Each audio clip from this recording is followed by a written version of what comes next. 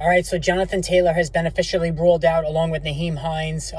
Second week in a row now that Taylor has missed.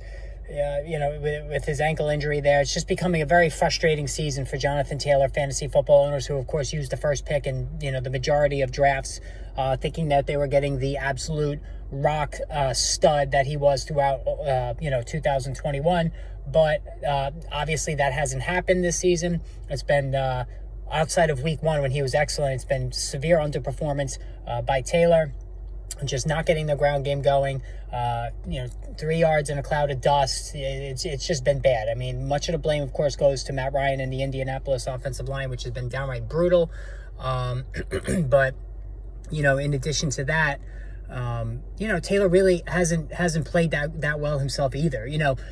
I'm starting to wonder a little bit too, has Taylor bounced a little bit from that heavy workload of last year? This is a thing in fantasy football that sometimes gets overlooked. A massive workload one season tends to have a negative effect on a player the following season. So is that, whether it's injuries and underperformance, and we've seen both from Taylor, that could very well be happening here. So that's just something to keep in mind.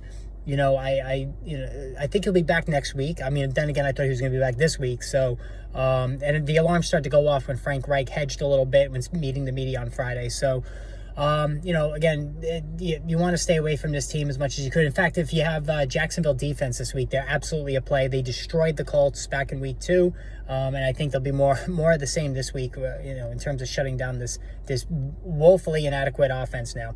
All right, hit that subscribe, hit that notification button. A lot of injury news this week. More to come soon.